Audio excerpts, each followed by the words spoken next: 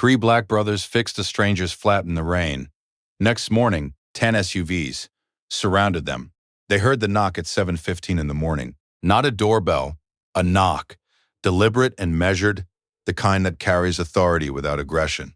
Marcus, the oldest, was already in the kitchen. Dion was still pulling on his work boots by the back door. Andre, the youngest, had his head in the refrigerator looking for the orange juice. All three of them heard it. Marcus crossed to the front window first and looked out, and what he saw made him stand completely still for a long moment before he said very quietly to his brothers, "Come look at this." 10 black SUVs sat in a line along the curb of Birchwood Avenue, polished, identical, government plates. The kind of formation that means something. On the porch, a man in a dark suit and a woman beside him in a jacket with a seal on the shoulder that Marcus recognized from the news but had never seen in person. None of them, not Marcus, not Dion, not Andre, understood what this was about. And then Marcus remembered the rain. He remembered the man on the side of Route 7 with the ruined tire and the dress shoes getting soaked and the briefcase held over his head. He remembered Dion already out of the truck before Marcus had fully stopped. He remembered all three of them in the downpour, in the dark, on a Wednesday night, doing what their father had raised them to do without being asked. He had not thought about it since. He had not expected anyone else to think about it either. The Belmont brothers had grown up in a house on the corner of Birchwood and 3rd, where their father James had enforced two rules above all others. The first, you finish what you start. The second, you stop for people who need help. These were not guidelines or suggestions. They were the structural load-bearing beams of how James Beaumont raised his three sons, and he had enforced them the way a man enforces the things he believes in, consistently, without exception, with the particular patience of someone who understands that values are not transmitted in speeches, but in repetition. He had stopped for stranded motorists 17 times in Marcus's counting, beginning when Marcus was 6 years old, and his father had pulled their old Chevy Silverado onto the shoulder of I-90 in January to help a man in a business suit change a tire in the snow, and ending when James died of a heart attack at 63 on a Tuesday morning, still in his driveway because he had stopped to help a neighbor carry groceries from her car, and the effort had been more than his heart that day could manage. Marcus was 34. He ran a small electrical contracting business out of the same neighborhood where he had grown up, in a city on the eastern edge of a Midwestern state that had contracted and expanded and contracted again across his lifetime. He had 5 employees, a van with his name on the side, and a waiting list of residential and commercial clients that he managed from a spiral notebook and a cell phone with a cracked screen he kept meaning to replace. He was not a wealthy man. He was a solvent man, which, as his father had taught him, was the more reliable condition. Dion was 31. He worked maintenance at a regional hospital, the overnight shift, 3 nights a week, and day shifts to fill the rest. He was built the way their father had been built, broad across the shoulders, with hands that were useful and quiet, and he had the particular even temperament of someone who had decided at some point that very few situations required more than steady attention and reasonable effort. He was engaged to a woman named Patrice, who was a radiological technician at the same hospital. The wedding was in April. Andre was 27 and had just finished his 2nd year of a civil engineering program at the State University, where he had gone on a partial scholarship, and the rest of which Marcus and Dion were helping cover between them, without making it a thing, because that was how the Belmont brothers handled things that mattered. He drove home from campus on alternate weekends. He had been home that Wednesday night for Dion's birthday dinner, jerk chicken that Patrice had made, and a cake from the bakery on Clemens Street, and the particular easy warmth of 3 brothers around a table who had known each other their entire lives. The Wednesday night rain had started at 9:30, while they were still at the table, and by the time they got into Marcus's truck to drop Andre at the bus station for the 10:45 back to campus, it was coming down in sheets. Route 7 was a 4-lane road that ran along the city's eastern edge, past the industrial district and the storage facilities and the on-ramp to the interstate, and at 10:12 p.m. on a rainy Wednesday it was mostly empty.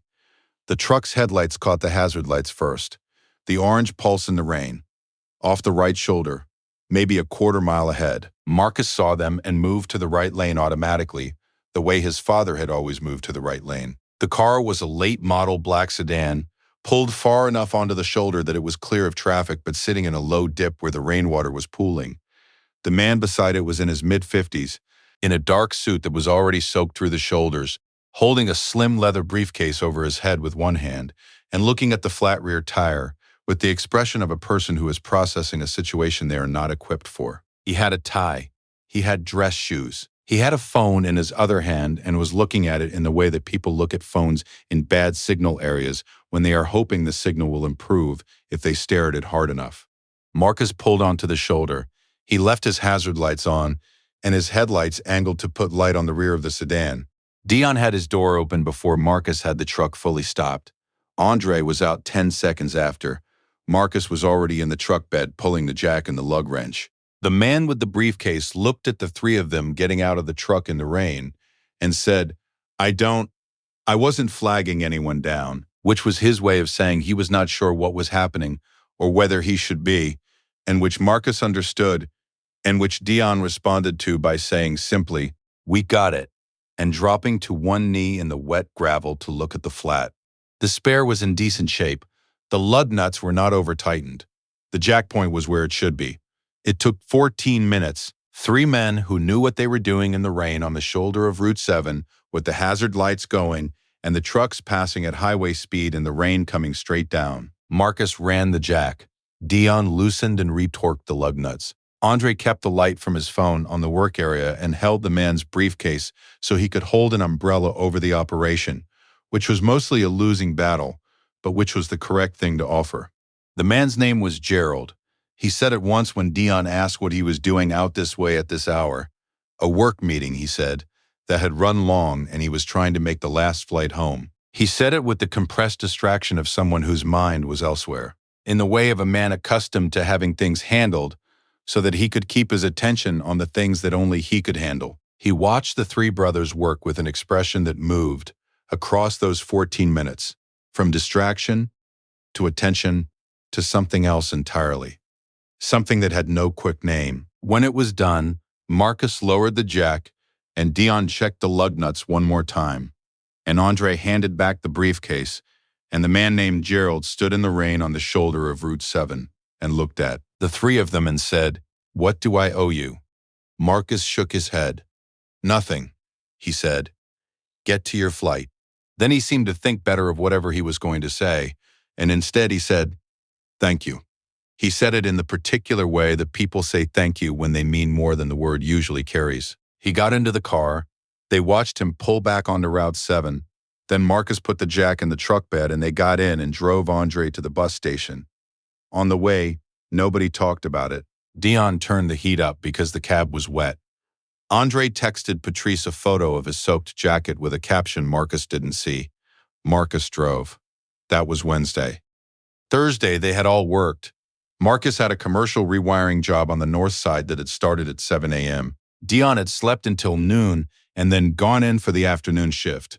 Andre had taken the 10:45 back and been in his 8 a.m. lecture on time. Nobody thought about the man named Gerald on Route 7. Nobody expected to. Here's where the story turns. Because Gerald, the man in the wetsuit with the briefcase on the shoulder of Route 7 at 10:12 p.m. on a Wednesday, had not been on his way home from any ordinary meeting, and the briefcase he had been holding over his head in the rain had not contained ordinary paperwork. His full name was Gerald Okafor, and he was the Deputy Secretary of Transportation for the United States federal government, traveling incognito. No motorcade, no security detail, just a rental car and a flight home, because he had been in the city for a confidential infrastructure review that his office was conducting without public announcement. He was 56 years old, the son of Nigerian immigrants who had both worked in public service, and he had spent 30 years in federal transportation policy before his Senate confirmation 18 months ago. He traveled without the full protocol when the schedule allowed it, because he had grown up in a household that believed public service was not a performance, and that the moment you stopped being a person who could stand on the shoulder of a road in the rain without anyone recognizing you, you had lost something important. He had landed at Dulles at 1:15 a.m. and was in his car home by 2 o'clock, and he had thought about the three men on the side of Route 7 the entire drive. In the morning, he had called his chief of staff. He told her what had happened. He said he wanted to find out who they were. His chief of staff had said, the middle one said, "We got it," and got on his knees in the wet gravel. She had said, "Okay, I'll find them." A rental car company a highway camera timestamp, a license plate, an electrical contracting business registration in a city on the eastern edge of a Midwestern state, a name on the side of a van. She called Gerald back at 8 p.m. Thursday. She gave him the names. He sat with them for a moment. Then he said, "I want to go back." The knock came at 7:15 Friday morning. Marcus opened the door. Gerald Okafor stood on the porch in a different suit, dry this time, with a woman beside him whose jacket bore the seal of the Department of Transportation. Behind them, at the curb, 10 black SUVs, the security detail he hadn't bothered with Wednesday night. Marcus stared at him. Gerald said, "You probably don't recognize me without the wet briefcase." Marcus looked at the SUVs. He looked at the seal on the woman's jacket. He looked back at Gerald. Something moved through his face. Not alarm, not quite recognition, but the beginning of an understanding that the coordinates of Wednesday night were not what he had thought they were. "Come in," he said. They sat at the kitchen table, the same table where the three brothers had eaten jerk chicken 40 hours earlier. Dion had stopped lacing his boot halfway through and hadn't finished. Andre was standing against the counter, with the orange juice now in his hand, forgotten, not drinking it. Gerald sat across from Marcus and folded his hands on the table in the manner of a man who does not need the room to know who he is.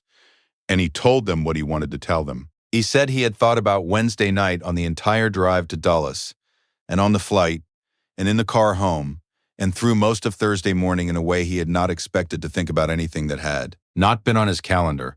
He said he had been in public service for 30 years and had sat in rooms where very large decisions were made. And that, one of the things he had learned across those 30 years was that the gap between what America said it was and what it actually practiced was mostly closed by people who did not wait to be recognized. For closing it, people who saw a need on the side of the road in the rain and pulled over without asking whose problem it was. He said he had 3 sons of his own. He said he had tried to raise them the same way. He paused. Then he said, "I want to know who raised you." Marcus looked at him. He thought about his father, the 17 stops, the neighbor's groceries, the Tuesday morning in the driveway. He thought about James Beaumont in the January snow on I-90 when Marcus was 6 years old, pulling onto the shoulder without deliberating, and the man in the business suit who had been as surprised as Gerald had been, and who had probably told that story too. "Our father," he said. "His name was James. Tell me about him." Marcus told him. Dion finished lacing his boot and sat down at the table and added to the story the way younger brothers add to older brothers' stories, with the detail that was missed, the example that was better, the laugh that punctuated the thing the words couldn't carry alone. Andre set the orange juice down and came to the table. For 40 minutes, the 3 brothers told Gerald Okafor about their father. Gerald listened the way people listen when they have asked a question they genuinely needed the answer to. He stayed for 2 hours. He had to be in Washington by noon. Before he left, he said there were several things he wanted to do, and he wanted to ask permission before he did them. The first was a commendation, a formal letter from the Department of Transportation, entered into the department's public record, recognizing a private act of service to a federal official and the values it demonstrated. He explained what that meant in practical terms. Public record, official acknowledgement, nothing more than the truth written down in official language. Marcus looked at Dion. Dion looked at Andre. "You don't have to do that," Marcus said. "No," Gerald said. "I don't. That's why I'm asking." About what James Beaumont would have said about a commendation for doing what you were supposed to do anyway. He thought about what his father would have said about refusing it. "All right," he said. The second thing Gerald wanted to do was tell the story. Not for himself, not for the department. Because in 30 years of public service, he had watched a persistent narrative that acts of ordinary decency were somehow unusual when they came from men who looked like the Beaumont brothers. And he was tired of that narrative, and he believed, with the specific conviction of a man who has spent 30 years watching how stories shape policy and policy shape lives, that the accurate stories needed to be told by the people who had been in them. He looked at Marcus. "Will you tell it?" he said. "In whatever way you want, in whatever forum makes sense to you. The story of Wednesday night and the story of your father. Both of them." Marcus was quiet for a long moment. "Yeah," he said. "I think we will."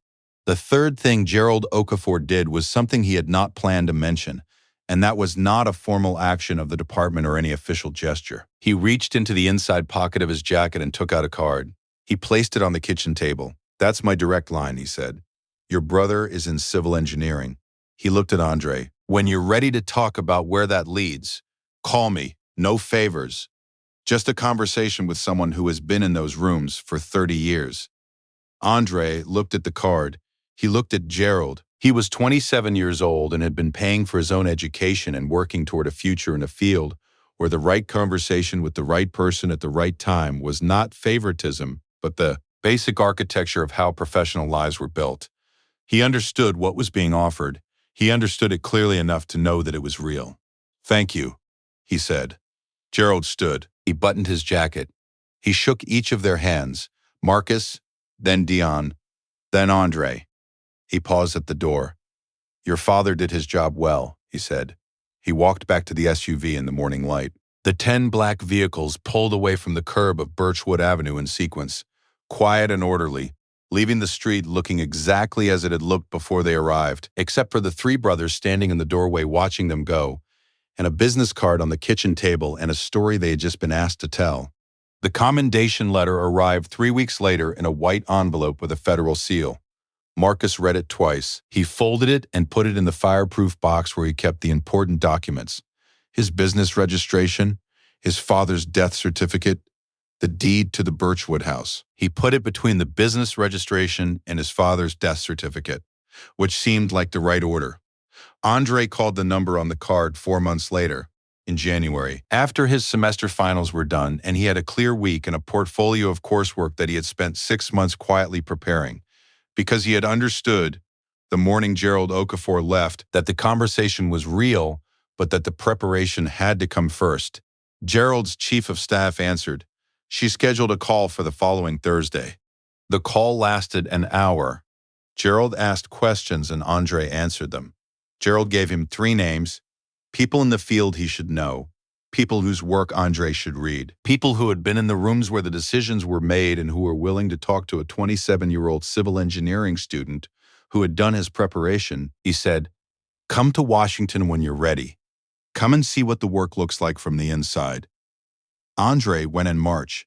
He spent 3 days at the Department of Transportation. He sat in 2 briefings and walked 2 project sites and had dinner with Gerald and Gerald's wife on the second evening, where they talked for 3 hours about infrastructure and public service and what it meant to build things that lasted. And Gerald's wife, who was a pediatrician and who had her own decades of public service behind her, said something at the end of the evening that Andre wrote in his notebook that night before he fell asleep in the guest room of their row house in Northwest Washington. She said, "The only credential that matters in the long run is whether you show up when it's raining." Andre wrote it down. He read it the next morning. He thought about Route 7 and the wet gravel and the hazard lights and Dion already out of the truck before Marcus had fully stopped. And he understood, in the specific and permanent way that some things become understood, that this was not a story about an accident and a good outcome. It was a story about a family inheritance. A father who stopped 17 times in a Tuesday morning in a driveway and 3 brothers at a kitchen table eating jerk chicken that had been present in their lives long before any black SUV had pulled up to the curb on Birchwood Avenue. The inheritance wasn't the commendation letter in the fireproof box. It wasn't Gerald Okafor's card, or the Washington trip, or the 3 names or the dinner conversation. It was Dion's hand on the door handle before the truck had stopped. It had always been that. Marcus told the story at his father's church on a Sunday in February. Not at a podium, not as a speech, just in the after-service gathering in the fellowship hall, where the congregation ate and talked and caught up on the week's events in the unhurried way of communities that had been meeting in the same room for decades. Someone had asked about the commendation letter. He had told the story. He had told the part about Route 7 and the rain and the 14 minutes and the spare tire. He had told the part about Gerald coming back. He had told the part about his father, about the 17 stops, about I-90 in January, about the neighbor's groceries and the Tuesday morning in the driveway. The fellowship hall was quiet when he finished. Then an older woman in the second row, a woman named Miss Ida, who had known their father since the brothers were small, and who sang in the choir and brought sweet potato pie to every funeral, and was, in the vocabulary of that church and that community, what people meant when they said a pillar looked at Marcus and said, "Your daddy knew who he was raising." He thought about the fireproof box and the documents in their order. He thought about the cracked screen on his phone that he kept meaning to replace. He thought about Dion's hand on the door handle and the 14 minutes in the rain and the orange juice Andre had never gotten around to drinking. "Yes, ma'am," he said. He did.